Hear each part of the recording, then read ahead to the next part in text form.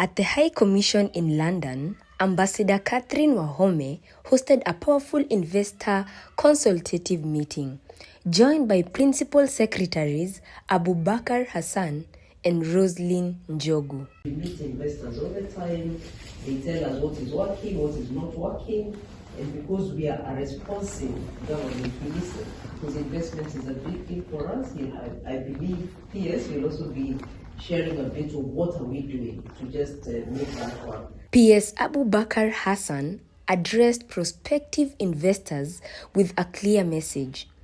Kenya is open for business, offering low-risk investment opportunities grounded in a strong and growing UK-Kenya relationship. Our bottom-up economic transformation agenda in Kenya has 6 objectives, and one of the objectives is to build up forex reserves. So there are 4 main ways on how we can build up our forex reserves. One is through exports, 2 is through FDI, and 3 is through tourism, and the 4th is revenue. And that's he's playing a good role in attracting the remittance to come more so that we can build those forex reserves. And as he has said, that most of the remittance that come, this 20% will go to investment. A lot of it goes to consumption. So we're working closely together with her so that we can see how we can diversify that. So at least 50%, right? We're working on at least 50% come to investment. And we are packaging some investment products to be able to attract that. We have seen that the reason that whatever is coming is only 5% of the disposable income of diasporians. So if we can just take that thing to 10%, the 5 billion will become 10 billion, and then 5% of 50% of that, at least we'll be able to harvest 5 billion of diaspora remittance to investment. What we just need is to build the trust, and the first product that we're coming up with packaging is the diaspora bond, where when you invest there is no risk, because most people are afraid of how their money is going to be used. So we are coming up with a risk-free asset. The government capture the revenue. Then as we diversify to other investment opportunities. So mine is to say that Kenya and UK, our relationship is a strategic level, it's a strategic partnership level, and our focus of our diplomatic function is on commercial and economic diplomacy, with the aim of broadening and deepening investment and trade relationships, so that with the goal of increasing the level of private investments into the Kenyan economy. And so far, we have already put the infrastructure in place. We have the 3 enabling instruments to enable that to happen. With UK, we have the bilateral investment treaty with UK, we have the avoidance double taxation agreement with UK, and now we have the economic partnership agreement with UK. So the infrastructure is there. What we need is just now to push and chase this investment and trade to happen.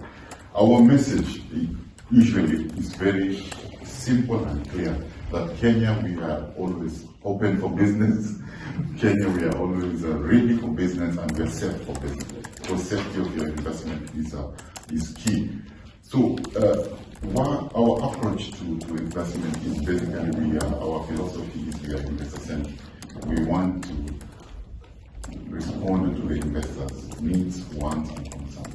And one of the concerns that investor wants is how is the investor treated in Kenya, a foreign investor. So our national investment policy is clear that all investors are treated equally. We have a national treatment of investors. We don't discriminate. 2, on your capital can come to Kenya without any restriction, and it can get out of Kenya without any restriction. And 3, your investment in Kenya will be protected through our constitution. We have a constitutional mechanism to protect foreign investment. We also have a Foreign Investment Protection Act to protect your foreign investment. And also we now have the bilateral investment treaty to provide more safeguards to your investment. And there's a robust dispute resolution mechanism in case there's any investment dispute, both locally and internationally. We are a member of the International Center for Settlement of Investment Disputes. Ambassador Dr. Joseph Warui led a candid Q&A session where investors raised critical concern, including youth unemployment. To understand more about this, you mentioned that now Kenya has a double basis treaty with the UK. And then you also mentioned that now Kenya is doing some trade with the UAE. So this double basis treaty is also with the UAE or just with the UK at the moment? UAE. UAE we have a double taxation agreement with UAE. Right. Thank you. With a lot of youth, there's a lot of youth unemployment. Which of all the priority areas for the government, which should foreign companies looking to invest in Kenya, which should we focus on? PS Abubakar acknowledged the youth unemployment issue, calling it a shared responsibility and opportunity for growth. Yeah, but we acknowledge that there is some unemployment, which it's all over the world, people have those unemployment. And what the president has put in place to address those unemployment challenges, he has 4 programs. One is on the affordable housing space, to create jobs. 2 is in the digital space. 3rd one is what PS Diaspora is working on, is called Kazi Maju, the level of mobility. And the 4th one is industrial jobs, where I come from. So where I'm in charge of. So we want to attract investment, industrial investment, to create those industrial jobs.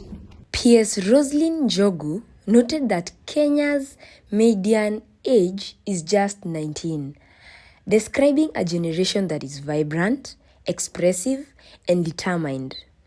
The median age in Kenya is 19.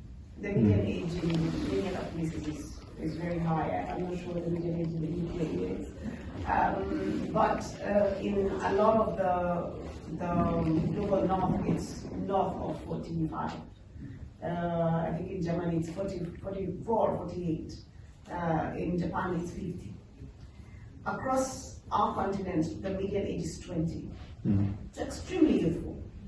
And with that youth bulge comes a little bit of some unemployment, for sure, but that is a blessing as opposed to a curse, because the rest of the world is hungry for labor. The rest of the world has trouble staffing its hospitals or restaurants or IT hubs and so on. Some of the places that the Kenyan talent has distinguished itself is in places like IT. We have a huge reservoir of young people who are trained in IT skills. So anybody who gets into the IT space will have good talent. And that is why you have Microsoft, you have Google, and you have other giants setting up in Kenya. We now have recently launched the National AI Strategy. So Kenya is moving and making interesting, bold steps as far as tech is concerned. And we're going to continue to see the training of that kind of skill. So investments in that space sort of be interesting. And we've also seen not an influx, but a lot of interest in business process outsourcing sort of shops, where now a lot of companies are offshoring or nearshoring their back office support, and it's across various sectors, right? So it's your customer service, but it's also software programming and accounting and all of that stuff. So we're seeing a lot of that. And then came the highlight. Miss Mary Njogu officially invited all investors and stakeholders to the UK-Kenya Trade Summit, happening on May 28th to May 29th at the Canary Riverside Plaza Hotel from 9 a.m. to 6 p.m. So this time is Kenyan companies coming to the UK. We have also invited a lot of the diaspora-owned businesses in the UK. We realized that clique is being left out during this kind of conversations. And we have companies, Kenyan companies here, that are doing extremely well. So out of this mission, we also expect to have the UK businesses. So it's 3 different groups of people that we're looking at. It's the Kenyan UK businesses, the Kenyan businesses, enterprises, UK businesses, and the Kenyan diaspora entrepreneurs who are in this country. On the 28th, so it's going to be a full-day conference, packed with, of course, speakers, and we shall also have panel sessions, and we shall also have roundtable talks. We shall have B2B meetings, and we shall also have other exclusive meetings. This time we want people to really, we want to see those partnerships. Last year we got several partnerships out of last year. I remember there's a gentleman last year has always wanted to import laptops from the UK. Tries to write emails. It's sometimes very difficult if you don't know the person. If the person on the other end in Kenya is looking for someone on this end, it can be a challenge, especially online. So we were able to come in and intervene very, very quickly, and it was as a result of the last meeting. I highly encourage anyone who's going to be here, who is here, to attend. On the 29th of May, so the 28th of May is a full day conference, so the 29th of May we have organized several site visits. Agriculture, we have real estate. I believe we also have a site visit to one of a big seed company in the UK, and Kew Gardens. So we have around 4 site visits. And I believe we shall also have a high-level networking event hosted by Blake Corporate on the evening of the 29th. This is more than an event. It's a gateway to partnerships, insights, and real opportunity.